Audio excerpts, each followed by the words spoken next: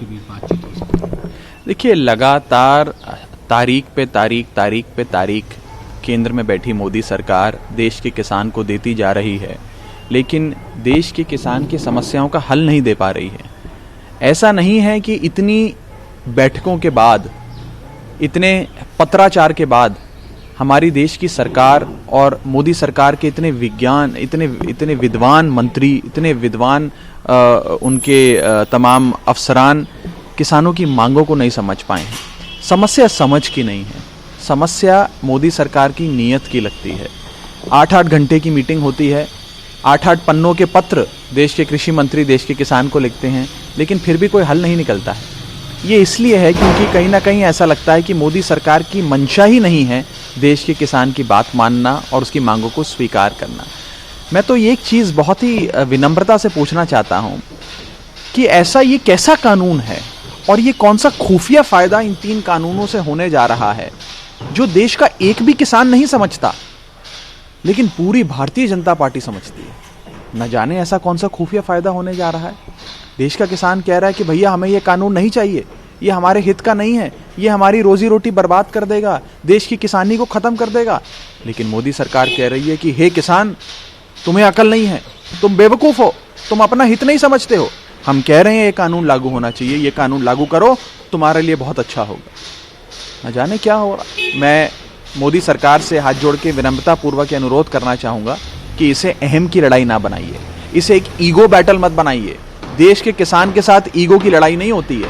देश के किसान की बात मानिए और इस ठंड में, खुले आसमान में, सड़क पे सो रहा है देश का किसान, हमारा अन्नदाता, उसे और आंदोलन करने पे मजबूर मत करिए, उसकी मांगों को स्वीकार करिए।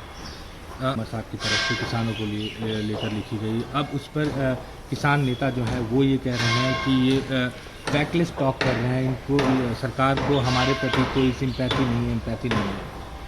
देखिए, ये जो बैठकों का दौर हुआ है उससे तो यही स्पष्ट होता है कि केंद्र सरकार की मंशा नहीं है देश के किसान की बात मानना।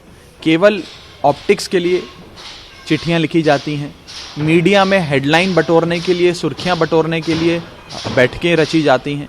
ये दिखाया जाता है कि एक मंत्री दूसरे मंत्री से मिल रहा है किसानों की मांगों को लेकर, फिर दोनों मंत्री मिलकर एक तीसरे मंत्री से मिल रहे हैं, फिर वो तीनों मंत्री मिलकर एक चौथे मंत्री से मिल रहे हैं। यही रोज होता जा रहा है, लेकिन देश के किसान को हल नहीं दे पा रही है ये सरकार।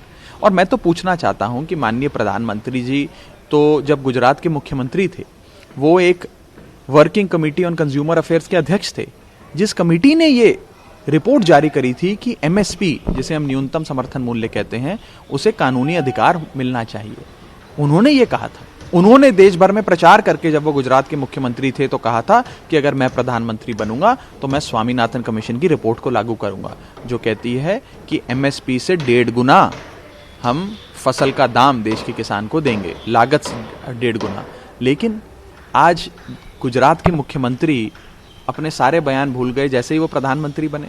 ये सवाल खड़े होते हैं जो देश का किसान मोदी सरकार से पूछ रहा है। नमस्कार, मैं हूं मानक गुप्ता।